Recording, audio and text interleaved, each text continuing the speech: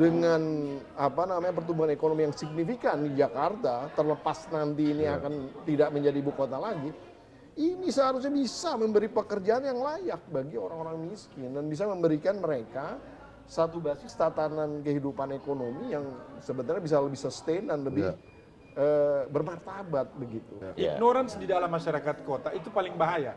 Sehingga kita akan mendapatkan masyarakat kota itu lebih banyak masa bodoh dengan aturannya orang lain ya gitu loh. Pertumbuhan ekonomi di dalam konteks bukti kemacetan tadi, ini adalah blessing in disguise gitu sebetulnya. Dan harus blessing ini bisa dinarasikan dan bisa dinikmati oleh kalangan bawah. Ke rumah makan bersama Bu Rita. Ya. Rita mana nih? Iya. Lagi enak makan, disusulin sama Bu Risma. Cakep. Ya kan? Apapun sekarang namanya untuk Jakarta, cuma kota inilah tempat kita berjuang dan sukses bersama.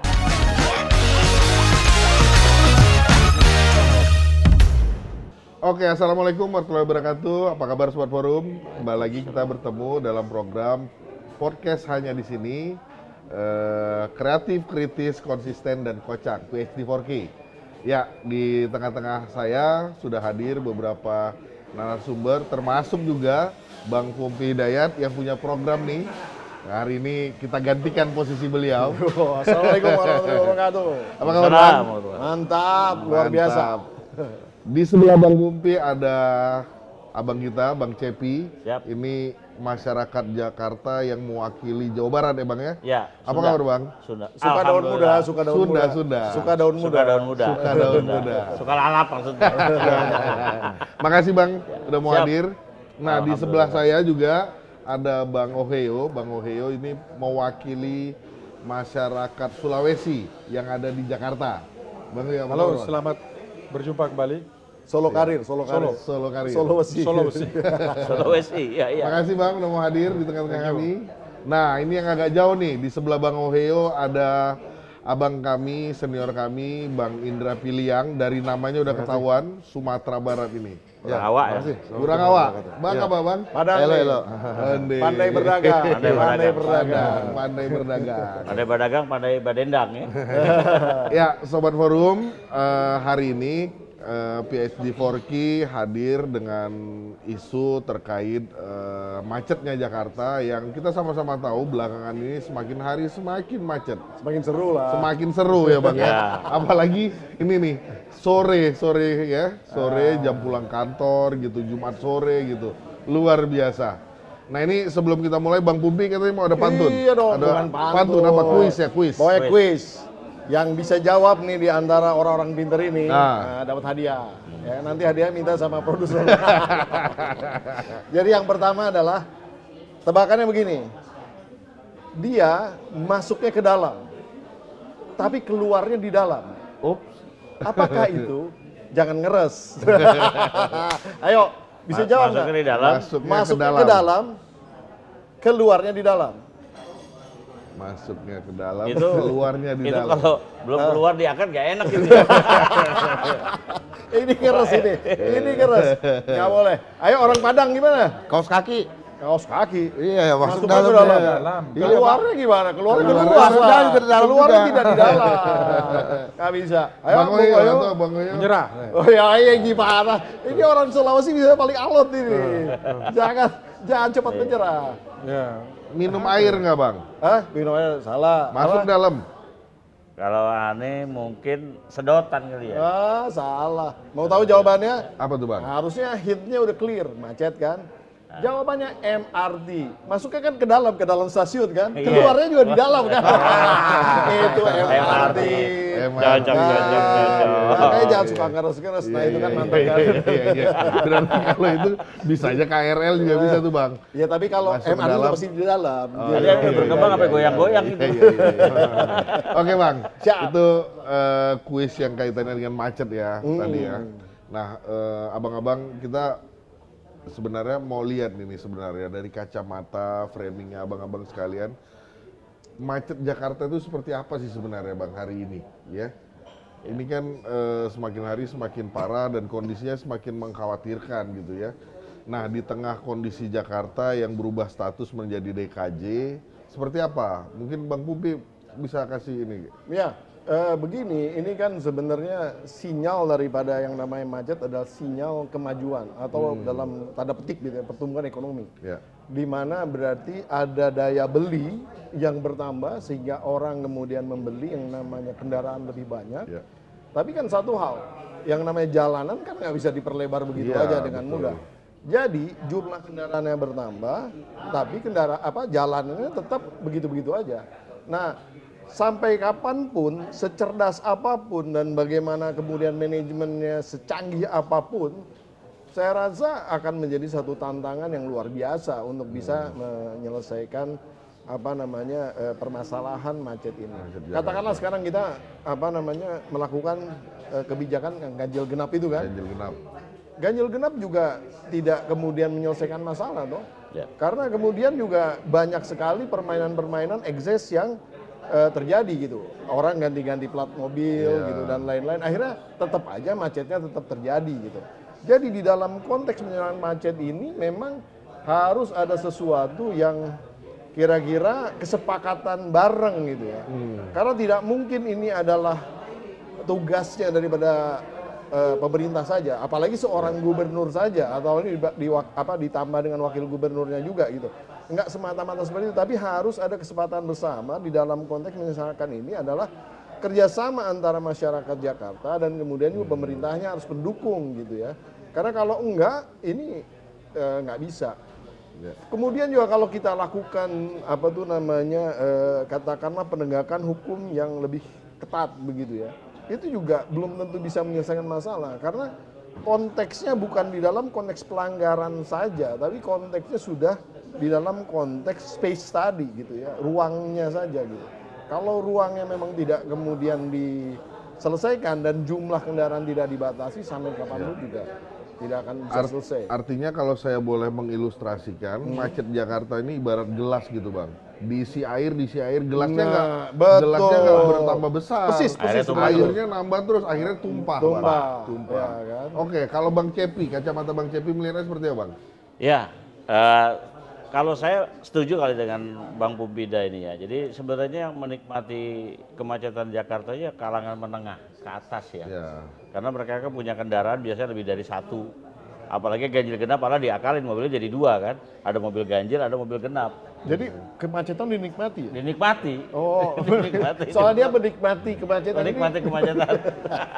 Di macetannya nikmat begitu Nikmat ya. itu, Gimana kan? tuh ceritanya? Nah, tapi ini surga buat yang menengah ke bawah. Surga buat menengah ke bawah. Karena apa? Sarana transportasi yang disiapkan kan murah. Sarana umumnya kan.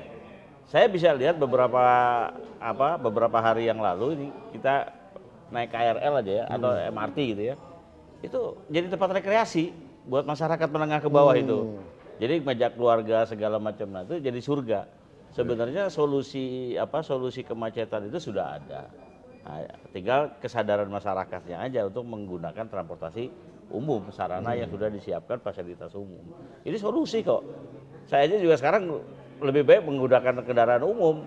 Misalnya naik kereta dari rumah dari Tanjung Barat ke sini, sisanya kita naik yang online itu aja. Kendaraan umum tuh apa sih maksudnya kayak Avanza gitu kan umum tuh.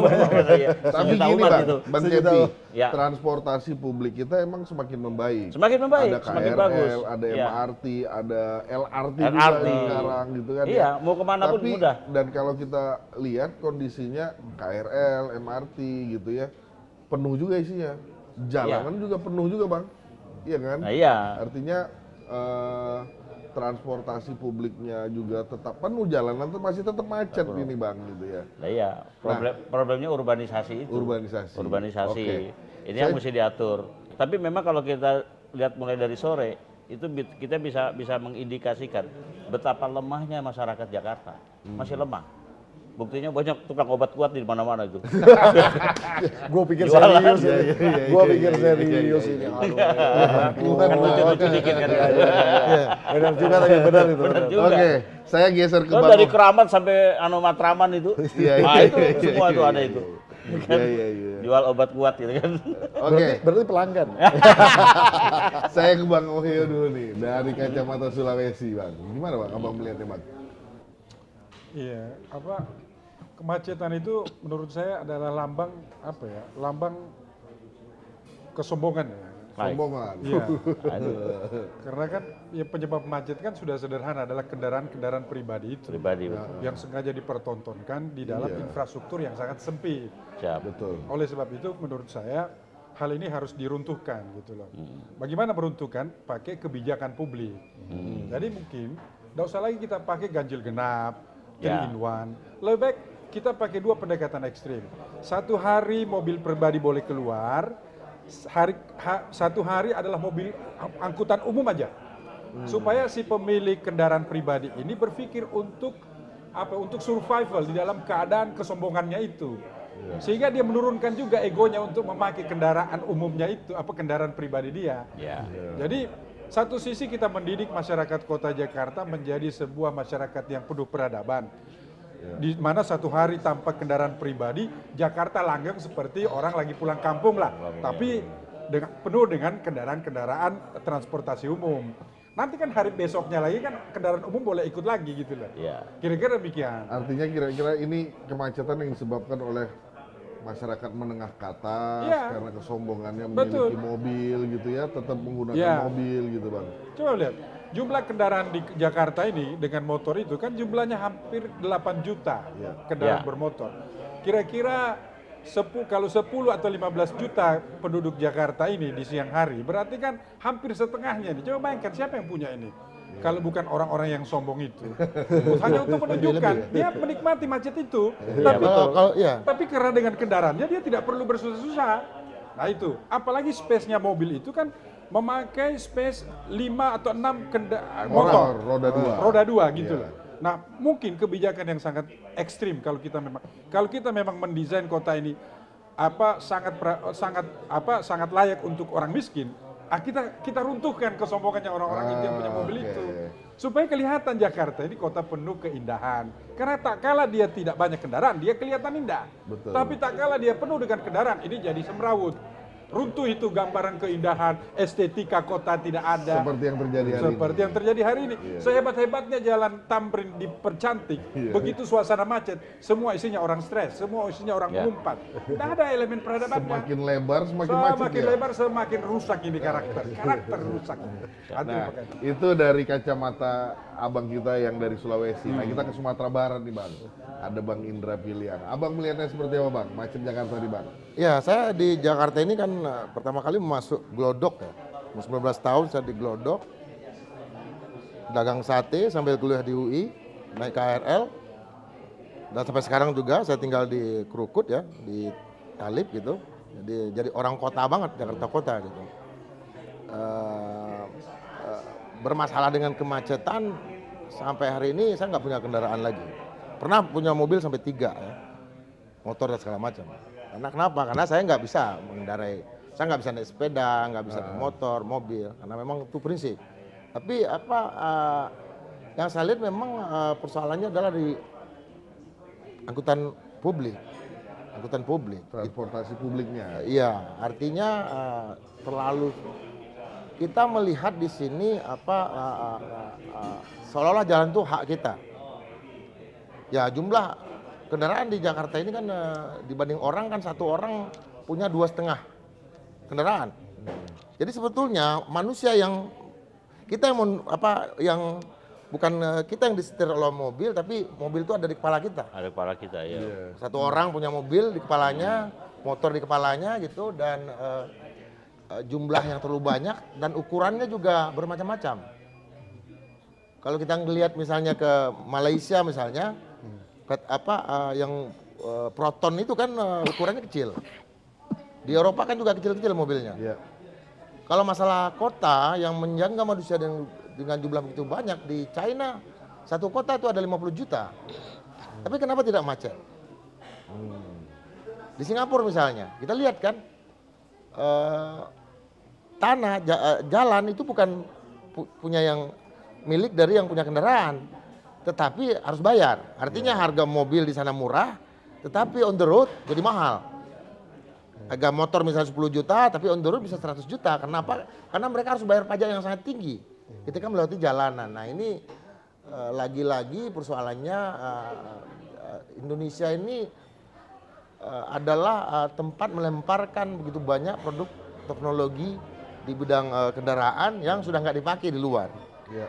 Ada Di sini, ada ya. juga di beberapa negara yang mungkin lisensinya Bang, SIM ya, SIM. Ya. Itu dipersulit gitu ya buat Iya, iya. buat Antara lain itu dan termasuk juga kendaraan listrik. Ya. Kalau di China kita lihat kan semua kendaraan itu kan terhubung dengan satelit. Kalau Anda misalnya duduk di motor dan motor itu bukan Anda yang punya, dia akan nyaut itu. Lu maling. Alarmnya bunyi. Nah, iya. Nah, alarmnya bunyi. Dan di sana semua terhubung dengan teknologi. Polisi nggak ada di jalanan. Tetapi kalau kita melanggar lampu lalu lintas, itu langsung itu Anda harus bayar ke sini. Ini ada videonya langsung muncul di layar mobil Anda gitu kan. Ini yang Anda langgar.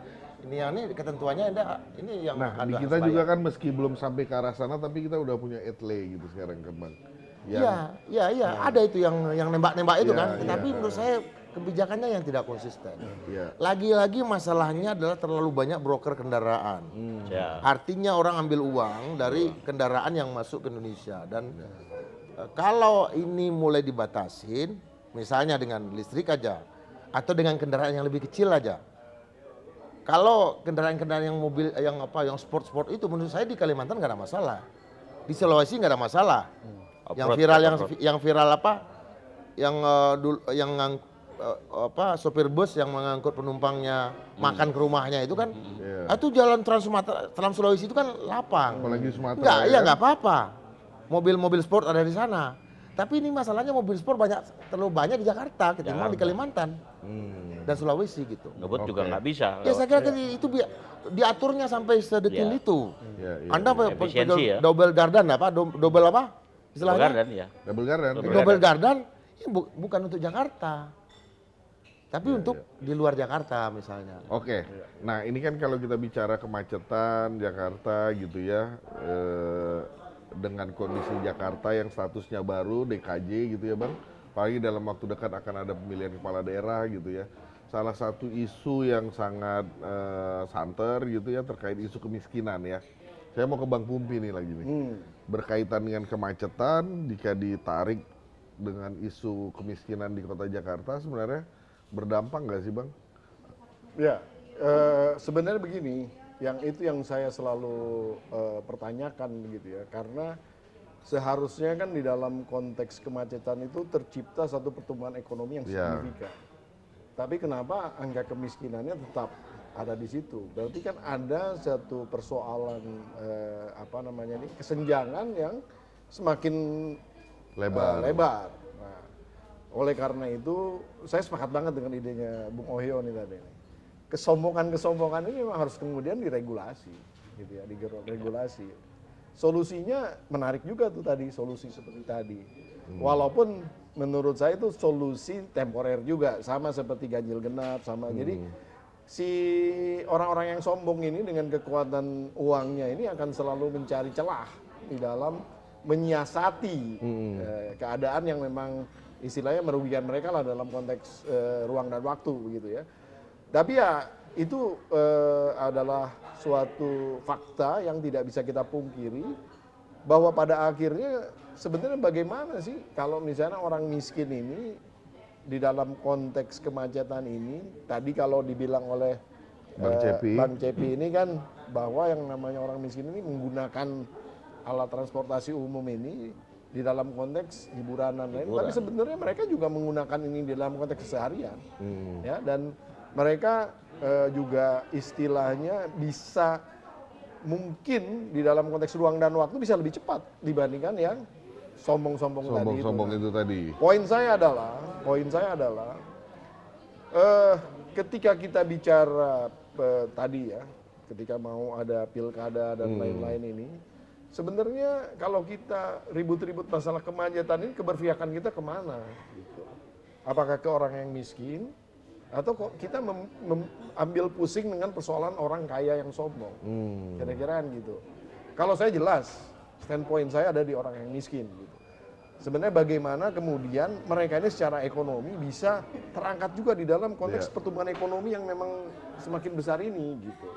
Dan menurut saya justru seharusnya dengan pertumbuhan ekonomi yang signifikan di Jakarta, terlepas nanti ini akan tidak menjadi ibu kota lagi, ini seharusnya bisa memberi pekerjaan yang layak bagi orang-orang miskin dan bisa memberikan mereka satu basis tatanan kehidupan ekonomi yang sebenarnya bisa lebih sustain dan lebih bermartabat begitu. Nah ini yang harus difikirkan oleh pemimpin ke depan. Jadi bukan sekedar menyelesaikan macetnya.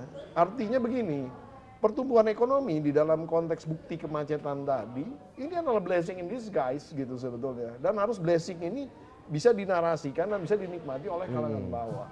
Nah, kalau orang-orang pemimpin yang hanya berpikir di dalam konteks infrastrukturnya saja, tapi tidak berpikir dalam konteks sosialnya, saya rasa ini sangat disayangkan ya. Karena nanti solusinya itu adalah beli, tidak mendukung, membantu gitu loh. Beli ini, beli itu, beli alat, beli teknologi, beli ini, tapi nggak menyelesaikan masalah secara tuntas juga. Nah, saya melihatnya mending kita pikirkan yang miskin ini gimana. Karena kan persoalan kesenjangan itu adalah persoalan income, in the end of the day gitu ya. Oke lah, sekarang katanya sekolah di Jakarta udah bebas gitu ya, udah gratis. Kesehatan sudah terjangkau gitu kan. Tapi yang namanya perut bagaimana? Yang namanya istilahnya sandangnya bagaimana? Ketika mereka kemudian mengalami basis-basis, mohon maaf nih ya, cobaan gitu ya, malapetaka dan lain-lain, itu gimana nasib mereka? Apakah mereka langsung jatuh sangat miskin? Atau mereka masih bisa bertahan? Nah ini harus dipikirkan. Dan ini memang tugasnya seorang calon gubernur ke depan yang baru. ya, dan juga wakil gubernur tentunya. Dan ini benar-benar kalau menurut saya, kalau perlu, kalau misalnya memang ini kita desain memang Jakarta ini untuk orang miskin, jangan untuk orang kaya gitu. Sehingga mereka bisa hidup lebih beradab, hidup lebih bermartabat begitu ya. Dan memang segala fasilitas bisa dinikmati dengan harga yang terjangkau dan mereka mampu membayar itu. Kira-kira itu sih gambaran. Nah, saya ke Bang Cepi nih, Bang Cepi. Tadi Bang Pumpi menjelaskan lebih berpihak ke masyarakat miskin nih buat Jakarta ya, kaitannya dengan kemacetan. Nah, Abang melihat gimana, Bang? Ya. Khususnya Pertama, terkait ini ya, Bang, masyarakat miskin kota. Masyarakat miskin, terus kemudian Jakarta yang lagi butuh pemimpin baru nih gitu. Iya. Tadi komentarnya Mas Pumpi itu seperti komentarnya calon gubernur ya. Seperti. Saya rasa jadi sepertikan lagi udah maju aja bisa jadi calon gubernur kan. Insya Allah. Amin. Ya, saya setuju ya. Jadi masyarakat miskin kota ini kan memang harus diberikan solusi ya kaitannya dengan transportasi. Karena masyarakat miskin kota ini selain pengguna, persoalan yang diselamatkan oleh pemerintah yang akan datang atau gubernur yang akan datang, periuk nasinya ini, ya kan? Kesempatan dia untuk mengais rezeki itu yang harus diperluas, dilebarkan. Rata-rata masyarakat miskin kota ini kan para pedagang-pedagang UMKM kan, UMKM lah ya, usaha mikro kekurangan modal gitu kan. Usaha mikro kekurangan modal. Iya, jadi ini yang harus disupport oleh pemerintah daerah. Kita memang sekarang lagi menggalakkan, saya kerjasama dengan beberapa bank-bank syariah untuk menggerakkan ini.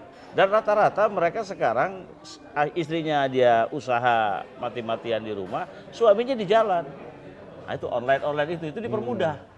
Mereka berproses untuk bisnis di bidang transportasi yang sangat ya di level bawah. Ini jangan dipersulit, dipermudahlah mereka sehingga tidak terjadi gap antara pendapatan periuk-periuk nasi tadi. Kita sebenarnya masih bersyukur ya, Jakarta ini walaupun tingkat kemiskinan kotanya itu nampak, tapi nggak membahayakan. Nggak seperti Bogor loh. Sampai sekarang pemerintah Bogor itu tidak bisa memberantas sama separatisme di Parung. Itu setiap hari seliburan, Parung Merdeka itu. Kalau Padang Merdeka mahal. Padang Merdeka mahal. Parung Merdeka, Parung Merdeka. Itu separatis itu. Ternyata angkot ya. Ya, angkot. Bukan, yang bisa merdeka cuma Padang doang. Padang Merdeka, tapi mahal. Kalau kita masuk ke restorannya mahal banget. Mahal banget itu. Jadi saya rasa itu, jadi priorisasinya diselamatkan, UMKM ini kita angkat gitu ya, kita angkat atau kita permudah lah mereka, kita permudah mereka. Saya ke Bang Ohio ini tadi yang menyebutkan regulasi buat orang-orang sombong di Jakarta ini. Nah iya. Nah kaitannya dengan isu kemiskinan Jakarta, Bang. Gimana Abang melihatnya seperti apa? Ya sebenarnya gini, kesombongan itu bukan saja hak milik orang kaya. Yang paling bahaya itu kalau sombong dimiliki oleh orang miskin ya. Udah miskin sombong pula. Sudah miskin sombong. Sebab konstruksi masyarakat berkelas itu pasti jumlahnya sedikit. Ya. Kalaupun dia sombong itu wajar-wajar aja. Ya. Nah yang bahaya ini kalau si miskin itu sombong. Sombong. Tapi sebenarnya begini, miskinnya orang sombong itu bukan karena tidak ada reasoning ya. Dia ada reasoning karena mungkin dia sudah stres. Dengan sebuah ketiadaan akses macam-macam, maka dia suka-sukanya dari masa bodoh. Ini kan yang bahaya. Ya. Ignorance di dalam masyarakat kota itu paling bahaya. Sehingga kita akan mendapatkan masyarakat kota itu lebih banyak masa bodoh dengan aturannya, orang lain ya gitu loh. Saya pernah sama Pumpida itu lagi bawa mobil, dia bawa mobil.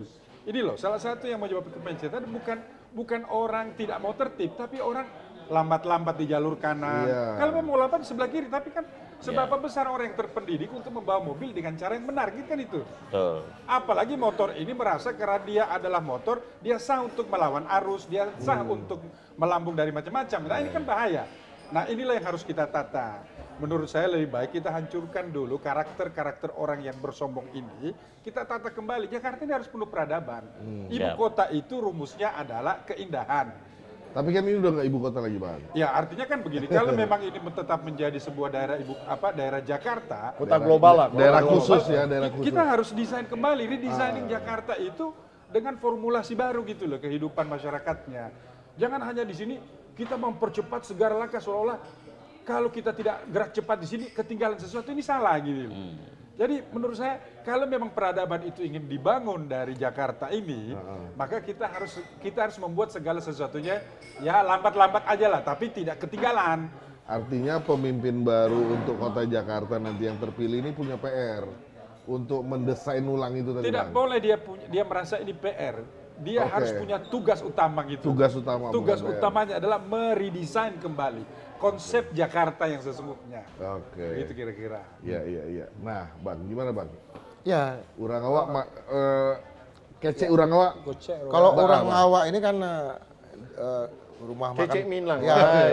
rumah makan Padang itu melebihi warung Madura kan udah ada di Bulan kan. Di bulan. Dulu Armstrong itu katanya makannya di rumah. Dia ke sana itu ke Bulan itu pengen makan Nasi Padang. warung Padang. Makanya dikirim pesawat ulang alik itu yang pertama kali aku ke sana. Nah, artinya begini, setelah tidak lagi menjadi daerah ibu kota, Jakarta ini kan harus menjadi daerah global. Artinya harus ada nanti harus ada universitas skala internasional. Ya. Di mana orang-orang asing, para ekspatriat, para diplomat menyekolahkan anak-anaknya di Jakarta, kota global. Kalau kita lihat kan kemacetan itu masalah jam. Kalau saya hitung ya, masalah jam-jam tertentu nggak macet. Coba aja jam 3, jam 4 pagi, kan nggak ada yang macet. Iya. Lancar tuh. Iya. Lancar. Dan saya paling suka, misalnya jam 4 pagi ke pasar-pasar tradisional, saya paling suka, nggak ada macet. Tapi jam segini macet. Pagi, sore. Sore, ya sampai artinya masalah jam harus diatur. Kalau kita jangankan Singapura, Kuala Lumpur ya, misalnya kita mau ke satu hotel, kita udah lihat hotel itu cuma jarak 10 meter, tapi untuk mencapai hotel itu bisa sejam kan? Muter. Tapi ini muter, tapi jalan muter. Di Jakarta, di Indonesia saya lihat orang nggak bisa bangun jalannya kota-kota. Hampir semua jalan di Jakarta saya lihat, di Indonesia saya lihat, bukan di Jakarta ya, ke daerah baru saya lihat daerah-daerah baru, jalannya nggak muter begini, kayak konsepnya Bung Karno kan, di Palangkaraya kan itu. Kalau kita ke Palangkaraya kan, muter sini ada lagi bundarannya, ada lagi bundaran. Di sini HI bundaran cuma satu, HI. Enggak lah, ada bundaran di dekat itu, dekat Senayan itu ada. juga. Bundaran Senayan, Iya, ada dua, dekat cuma Plaza- dua bundaran. Nah. Konsep kota, Patung- konsep Patung jalan, Kuda juga bundaran nggak, ya jalan adalah konsep bundaran, konsep air yang mengalir. Konsep kendaraan adalah konsep air yang mengalir. Ini tidak mengalir. Masalahnya di sana. Makanya saya sejak awal nggak setuju misalnya dengan nama Jawa Barat, Jawa Timur, Jawa Tengah. Karena pola pikir kita Barat, Timur, Tengah. Timur Laut nggak ada, Tenggara nggak ada. Ini melingkar. Ini ada Tenggara nih. Melingkar. Ini aja Tenggara, Sulawesi Tenggara. jarang sekali. Iya. Artinya kita harus membuat kendaraan itu betul-betul kalau kendaraan itu mengalir, orang yang punya kendaraan akan membayar itu dengan harga yang mahal. Itu tadi kelihatan 10 meter tapi setengah jam ke sana, artinya bensin dia habis. Kalau dia pakai listrik dia habis. Itu. Kalau masalah itu adalah masalah orang miskin, orang kaya, menurut saya enggak juga ya, karena justru orang kaya sekarang munculnya dari warung Tegal, dari warung Madura, dari sate Padang, itu banyak kaya-kaya, rumahnya kaya, banyak. Orang kaya baru ya bang. Ya.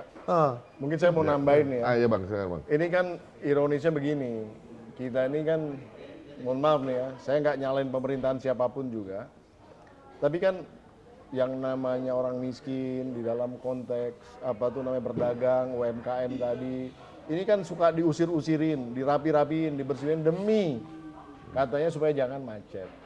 Betul kan? Betul. Ya, Tapi betul. solusinya apa gitu misalnya gitu loh. Itu poin-poinnya sebenarnya. Padahal sebenarnya dengan diusirin juga macetnya tetap macet gitu sebenarnya. Setelah rapi pun juga tetap macet. Ya kan? Nah, jadi seorang gubernur ke depan itu seyogianya di dalam konteks membina yang namanya UMKM harus dibuatkan satu basis tempat di mana memang orang bisa datang dan bisa berjualan di situ. Gitu. Ya. Nah, kalau tidak bisa di dalam konteks ruangnya, diubah tadi waktunya gitu misalnya. Bung Indra saya nggak tahu tuh kalau ke pasar itu jam 3 itu dari mana pulang dugem kayaknya itu. Tapi poinnya bukan itu poinnya. Ya, saya biasa jam 1 sampai jam 2 malam itu saya ke Murangke, beli ikan. Iya, iya. Beli ikan. Habis itu saya ke pasar tradisional banyak sekali. Ini pembelaan dia ya. Kalau orang kota pasti dugem. Gak usah dibahas dulu. Poinnya begini. Kalau siang hari memang tidak memungkinkan untuk mereka berjualan, di seluruh negara-negara di dunia itu ada yang namanya pasar malam. Di Indonesia ini nggak common. Dan pasar pagi. Ya pasar pagi apapun di lah. kita. Poinnya adalah waktunya diubah gitu. Jadi Betul. di di Bangkok, di Taipei, di Tokyo sekalipun itu ada beberapa ruas jalan yang pada malam hari itu ditutup dan memang dipakai orang untuk berjualan. Dan itu banyak banget orang bisa menikmati kehidupan di situ. Ketimbang Difasilitasi mereka ya. dugem nggak jelas Betul, gitu. betul. Kalau kita Akhirnya mereka datang ke situ dan kemudian ya artinya memang mereka harus kerja malam hari ya. Tapi kan biasa aja sebenarnya orang kerja malam hari. Tapi paling tidak kesempatan mereka untuk tadi mengais periuk nasinya tadi ini ada gitu loh. Ya, contohnya nih. pendapatannya, gitu. Jalan Trans Asia. Saya pernah ke Patani, Yalan, Ratuan ya. Di Thailand kan, itu kan itu jalan Trans Asia. Ya, artinya 5-6 kendaraan kalau sekali jalan itu bisa gitu. Tapi sampai jam 10 itu ditutup buat pedagang kaki lima. Betul. Jadi saya pagi-pagi ngambil makanan di sana, makannya enak banget, lebih enak. Kita cari. Itu adalah waktu untuk para turis, baik lokal atau domestik, atau luar negeri atau dalam negeri, untuk makan di sana. Setelah jam 10 baru kendaraan yang gede-gede boleh lewat. Sampai jam 10 pagi. Hidup kita. Makanya hidup petani di sana Diatur, makmur. Ya. Hidup pedagang di sana makmur. Para turis juga murah. Kalau kita biaya hidup di Thailand kan jauh lebih murah. Tapi kembali ke dibanding yang masalah lain. bundaran tadi. Nah, ini kita bicara dalam konteks basis penyebab kemacetan ya tentunya. Di Inggris itu orang paling seneng kalau ketemu namanya bundaran atau roundabout istilahnya. Tapi karena mereka mempunyai basis etos berkendaraan yang luar biasa tertib. Jadi kalau kita masuk mendekati yang namanya roundabout, itu kita nggak boleh duluan kalau kita baru masuk. Kita harus memberikan jalan dari orang yang masuk dari sebelah kiri kita, dari kanan kita. Ya, karena Inggris sama dengan kita, sama dengan kita cara berkendaraan. Jadi harus ngelewatin dulu, baru ketika itu kosong baru kita bisa masuk. Itu etosnya seperti itu. Nah di kita enggak, justru terbalik. Setiap kali ada bundaran malah tambah macet karena rebutan. Jadi saya melihat justru salah satu basis penyebab kemacetan selain dalam konteks kesombongan tadi adalah mindset ataupun budaya di dalam konteks berkendaraan yang juga. memang pertama di kita ini memang ya istilahnya kita ngantri di mana aja kayaknya agak susah ya di Indonesia ini. Mulai nyodok sana, nyodok sini, orang cari peluang di sana, sama semuanya. di dalam konteks kemacetan pun disebabkan oleh itu. Itu satu. Yang kedua, memang dengan sangat mudahnya orang mendapatkan surat izin mengemudi. SIM. Ini nih sebenarnya persoalan tersendiri. Karena pertama mereka tahu cara mengemudi, tapi mereka tidak tahu cara berlalu lintas. Gitu. Ini harus benar-benar diedukasi lagi ya. Karena kalau ini dalam konteks inti atau core-nya ini tidak diselesaikan, menurut saya sampai kapanpun juga gaya nyetir seperti ini masih sengsara gitu. Di beberapa kota di Cina itu juga sama. Ada beberapa daerah yang memang kemacetannya dahsyat ya. Seperti di daerah-daerah utara itu ya, di namanya Xinjiang gitu ya. Itu bahkan sampai ada lampu lalu lintas itu di stop. Karena udah nggak ngaruh. Mau merah mau hijau dia jalan terus aja kalau dia. Jadi itu setiap kali perempatan tuh udah pasti macet deh. Itu udah kayak padahal desain kotanya udah desain kota modern, gede-gede jalannya, mobilnya sih banyak. Tapi tadi ada lampu merah tapi saya melihat gitu kok lampu merahnya tuh nggak jalan gitu. Akhirnya orang jelasin bahwa itu memang dimatiin akhirnya. Karena ada lampu merah atau ada nggak pun juga sama orang begitu. Nah, budaya-budaya ini sampai kapanpun kalau misalnya berbudaya berkendaraan seperti itu ya selesai gitu. Kita juga punya persoalan, mohon maaf nih ya, saya bukan antipati terhadap orang berkendaraan bermotor roda 2 gitu ya, saya juga masih kemana-mana naik motor. Cuman memang di dalam konteks mengalah itu nggak ada sama sekali di dalam etos berkendaraan bermotor roda 2 itu. Semua mepet-mepet, bahkan kalau bisa, aduh saya tuh kadang-kadang suka bingung kok bisa gitu ya mereka nyelip-nyelip begitu gitu. Kan itu kan bahaya gitu, bahaya dalam konteks keselamatan dirinya satu, yang kedua kalau nyenggol sebelahnya juga bisa terjadi satu rentetan kecelakaan yang luar biasa gitu. Nah itu tuh maksud saya tuh menimbang resikonya itu nggak ada di kita. Memang orang-orang Indonesia sangat berani-berani kayaknya, berani ambil resiko gitu kira-kira. Jadi memang etika berkendara ya Bang ya? Etika berkendaraan dan yang jelas budaya sebenarnya bukan hanya etika, budayanya ya. Tadi Pak Ohyo ngomong gitu ya, di jalur yang harusnya bisa cepat malah pelan. Ya saya selalu bilang ini kok orang santai banget gitu berkendaraan ya. Jadi kalau saya lihat memang orang Jakarta juga nyetirnya itu pelan gitu. Bawaannya pelan, entah kenapa, entah mereka mungkin sambil lihat-lihat Jakarta yang indah ini atau gimana gitu. Tapi yang jelas mereka pelan. Di satu jalan yang bisa sampai 50 km per jam, mereka rata-rata di 20, 25 gitu ya. Padahal harusnya bisa lebih cepat daripada itu. Entah mereka hati-hati, entah mereka apa, tapi ya begitu bawaannya. Dan tentunya ini salah satu penyebab kita juga memang terlalu banyaknya pejabat yang pakai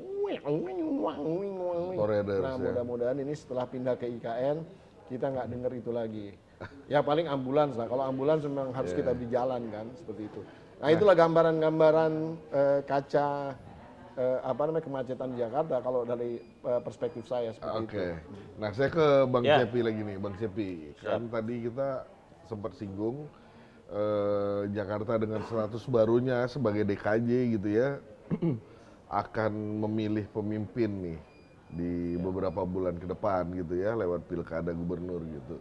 Nah berkaitan dengan isu macet dan isu kemiskinan tadi yang kita sempat bahas di awal gitu ya, pemimpin seperti apa yang dibutuhkan Jakarta ini Bang untuk menangani dua isu aja itu tadi? Ya, satu solutif ya. Solutif tentang regulasi segala macam itu kan bagian daripada solusi. Nah terus ya satu lagi memulai dari dirinya sendiri. Saya contohkan misalnya Gubernur Anies kemarin tuh, dia mau tuh naik MRT segala macam kan, pulang pergi ke kantor. Nah pemimpin seperti ini bisa jadi contoh. Nah terus juga penegakan hukumnya juga harus punya ada konsekuensi. Jadi tidak tebang pilih, tidak gampang disogok gitu kan. Istilahnya kita tuh dulu damai ya. Ya, melanggar damai. Nah, itu kalau bisa tidak ada lagi. Hukum tetap harus ditegakkan. Saya rasa dua ini sangat penting gitu ya. Solutif karena dengan adanya regulasi, yang kedua adalah bisa memberikan contoh uswah. Nah, kalau tadi Pumpida bilang ini bisa masuk kategori ini, ya kan? Oh, gitu bisa ya. masuk kategori kan gitu. Untuk calon pemimpin yang dibutuhkan Jakarta. Jadi saya gosok terus dia. Biar Insya Allah, maju. insya Allah. Amin. Masuk. Oke. Jakarta ini unik loh. Uniknya ya angin yang terkencang aja di Jakarta kan. yang paling kencang itu. Ada Angin di apa tuh? Pancoran, patungnya sampai doyong.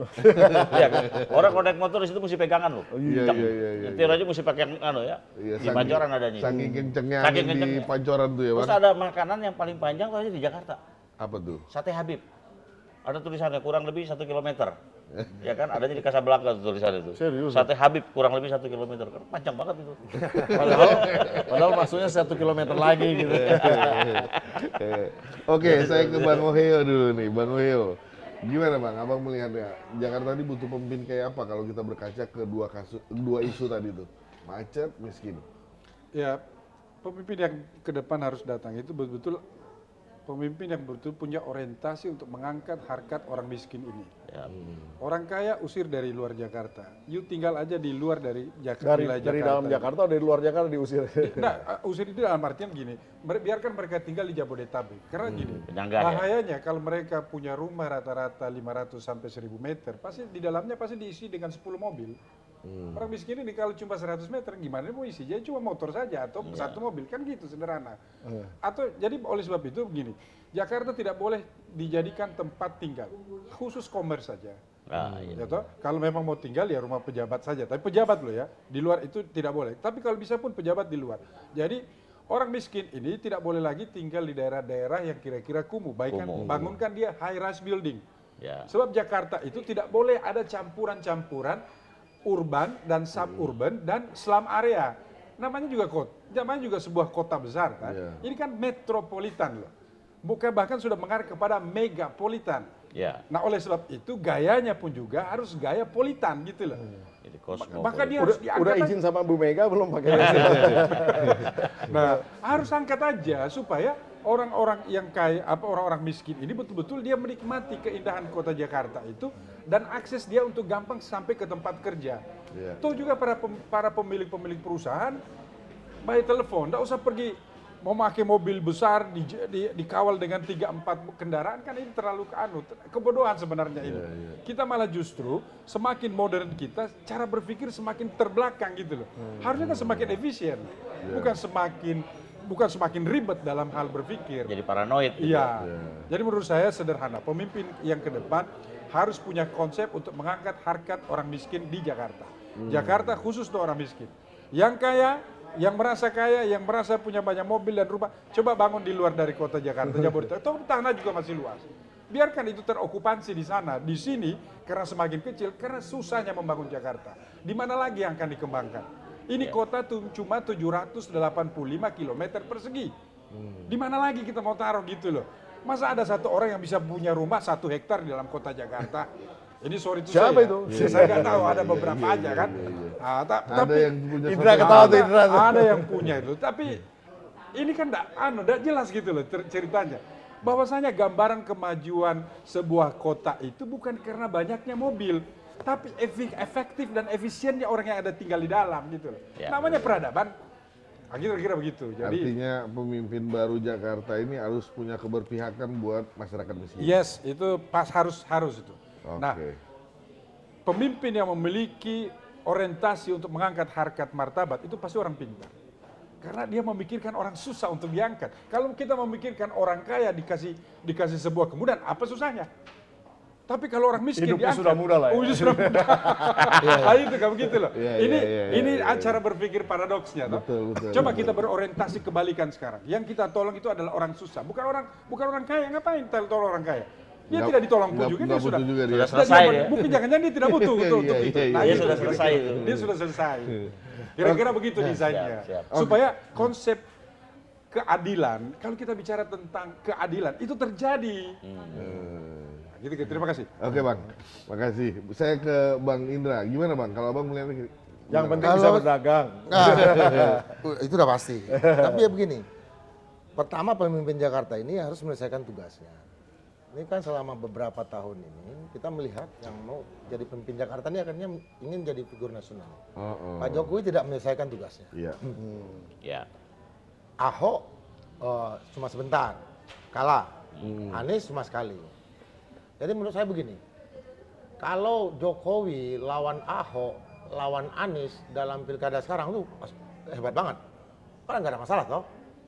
Jokowi maju lagi gubernur Jakarta. Ahok maju lagi gubernur Jakarta. Anies maju lagi gubernur Wah. Jakarta. Kalau perlu foto maju lagi. Iya, kalau mereka ini jadi gubernur Jakarta, terpilih 1 di antara 3 ini, menurut saya mereka akan menyelesaikan masalah ini. Karena Ya. mereka nggak perlu lagi berpikir, mereka nggak perlu lagi berdiskusi dari awal. Mereka udah tahu apa yang mereka mau kerjakan. Mimpinya juga udah, penyesalan dalam diri mereka juga udah ada. Iya. Pak Jokowi pasti ada penyesalannya juga. Kenapa nggak menyelesaikan Jakarta. tugasnya?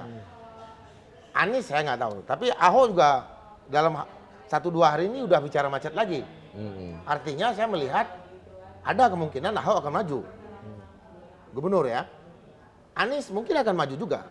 Kalau 2 orang ini yang katakanlah Pak Jokowi nggak ikut, Ahok lawan Anies, siapapun yang menang, menurut saya akan bisa menyelesaikan masalah ini. Tapi kalau orang baru, ya mungkin cuma Zaki menurut saya. Zaki. atau- Ahmed Zaki Iskandar. Atau Karena dia coba- pernah menyelesaikan masalah serupa di Tangerang. Atau coba begini, Bang. Gimana Bang? Tesis Gimana, Bang? kita semua ini kan siapapun yang mau jadi gubernur DKI pasti orientasinya setelah itu menjadi presiden kan? Iya. Kan berarti kita tidak akan pernah mendapatkan seorang pemimpin yang sesungguhnya untuk menjadi Ya makanya governor. Jokowi. Ya. Coba kita suruh Jokowi kembali jadi gubernur. Nah, Kan itu pasti dia. punya Itu satu dia masa. maksud saya. Pasangan mungkin sama Pumpidaka atau sama siapa lah misalnya. Sama-sama. Menarik ini. Atau sama Ahok lagi. Pasti dia tidak akan jangan Ahok karena Ahok kan sudah dalam orientasi mau jadi presiden. Iya, iya. Karena pasti karena Jokowi sudah tidak mungkin lagi jadi presiden terpilih ketiga kalinya. Iya. Nah, Iya. kita coba kita uji. Iya, betul. Kita uji bahwasanya Jokowi kalau memang memiliki kekuatan ataupun kesempatan untuk memimpin, coba suruh dia jadi gubernur DKI. Biar apa? Ini bukan masalah turun derajat, Bukan. tapi ini adalah Menyelesaikan masalah tugasnya. kita memberikan Ini bukan sesuatu. persoalan downgrade nih ya, Bukan, Bang. Bukan. Tapi kan paling tidak dia sudah tidak punya ambisi mau jadi presiden ketiga kali gitu. loh. Iya, iya. Tapi nanti dia turun tahta, malah anak yang disuruh. Bukan Oh, itu. enggak, Tidak, enggak. kan kita mau uji. Iya, dia uji. Kita mau uji. Dan dia kita kurung juga di Jakarta. gitu. Nggak usah lagi keliling Indonesia. Seru juga nih, mudah-mudahan Iya. Pak Jokowi nonton ini. Iya. Bang. Oh iya, Terima iya. kasih, Bang. Dan itu bisa saja Harus terjadi. nonton, harus Itu nonton. bisa Nanti saja kita kirim ke Pak Jokowi. Tapi memang kalau nggak salah Pak Jokowi juga pernah berjanji kan, dia akan menyelesaikan permasalahan banjir dan kemacetan lebih baik kalau menjadi presiden. Tapi kan belum selesai juga nih. Iya. Berarti ya PR juga tuh. PR Untuk juga buat Jakarta dia. Gitu. Boleh juga. Ya, gitu aja. menarik. Oh, nggak ada masalah menurut saya. Toh ada juga kok kejadian. Secara ketika maju seru teori itu. aturannya masih membolehkan. Masih membolehkan. Dia membolehkan. Siapa yang dulu Estrada ya?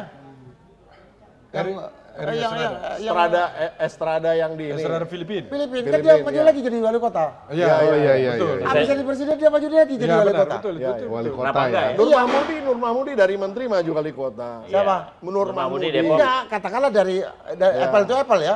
Presiden. Maju lagi wali kota, Estrada. Ada contohnya.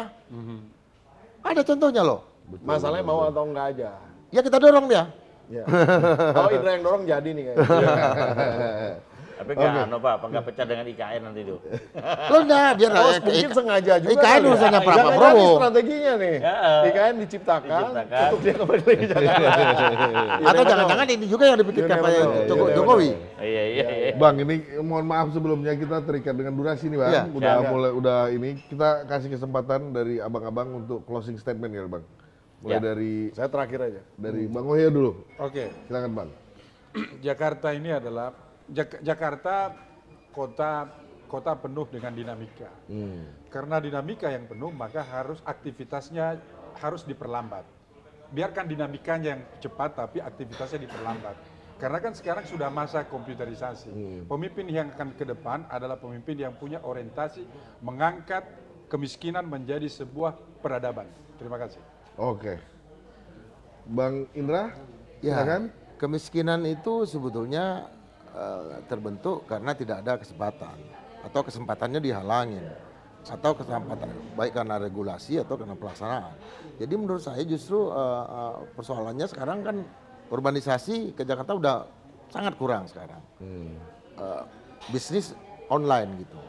Justru yang menjadi persoalan adalah bagaimana infrastruktur di perkotaan ini tidak lagi menjadi masalah yang ada di kota ini jangan membebani kita secara nasional. Apa yang ada di Jakarta itu membebani nasional. Ada 6 triliun katanya uang habis gara-gara kemacetan setiap tahun gitu. Itu jadi dengan ketika Jakarta masih berstatus ibu kota kali ya, Bang? ya, jadi dengan mengurangi angka kemacetan itu dengan otomatis akan memperbesar jumlah orang untuk menjadi kaya. Saya kira itu. Oke, Saya ke Bang Cepi. Bang Ya. Cepi gimana Bang? Closing statement. Kalau saya berpantun aja yang bagus ya. Oke, silakan. Ke rumah makan bersama Bu Rita. Ya. Rita mana nih? Iya. Lagi enak makan, disusulin sama Bu Risma. Cakep. Nah, ya kan. Apapun sekarang namanya untuk Jakarta, cuma kota inilah tempat kita berjuang dan sukses bersama. Jadi saya setuju sekali dengan pendapat abang-abang mengenai infrastruktur ditingkatkan, regulasi apa segala macam tetap ditegakkan. Satu lagi, rumah makan Padang ini sangat unik. Kita kalau makan di rumah makan Padang, apapun menunya, nasinya nggak dihitung. Ya, Iya. Nasinya nggak bakal dihitung gitu. iya dia. Karena kalau dihitung lama, Bang. Iya. Ya. Oke, Bang Bubi Ya, silakan. siap. Terima kasih. Closing Ya. statement Bang. Lenggang lenggok Jakarta. Ini Baik. bukan pantun.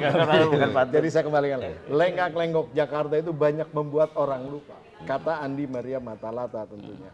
Dan kita tahu bahwa banyak orang lupa di dalam konteks memiliki kendaraan banyak dan kemudian mempertontonkannya dan membuat basis-basis kemacetan yang terjadi. Tapi juga kita kadang-kadang lupa tentang betapa pedihnya hidup di Jakarta, betapa susahnya mendapatkan pekerjaan di Jakarta, betapa tidak enaknya, kumuhnya tinggal di Jakarta. Nah, inilah yang harus tentunya menjadi PR bersama kita di dalam konteks menatap Jakarta ke depan. Kita berharap bahwa Jakarta ke depan memiliki satu pemimpin yang benar-benar peduli kepada orang miskin dan bisa mengangkat derajatnya menjadi basis-basis orang-orang yang kemudian bisa merasakan kenikmatan di dalam konteks kehidupan yang tentunya beradab dan juga bermartabat. Demikian, terima kasih. Oke. Terima kasih banyak Bang Bubi, Bang Cepi, Bang Indra, Bang Goyo sudah berbagi dengan kita ya terkait calon pemimpin Jakarta berikutnya, bagaimana menanggulangi macet gitu ya, bagaimana menanggapi isu kemiskinan gitu ya. Ya, terima kasih sekali lagi Bang, semoga sehat selalu, dimudahkan dan dilancarkan semua urusan pekerjaan. Oke Sobat Forum, itu tadi obrolan kami, yang pasti Jakarta tidak hanya seputar macet saja dan tidak hanya seputar isu kemiskinan saja, ada banyak persoalan lain yang harus diselesaikan dan harus jadi perhatian calon pemimpin Jakarta yang baru yang akan terpilih dalam beberapa bulan mendatang. Saksikan terus PhD Porky, podcast hanya di sini, kreatif, kritis, konsisten, dan kocak. Terima kasih. Assalamualaikum warahmatullahi wabarakatuh. Waalaikumsalam warahmatullahi wabarakatuh.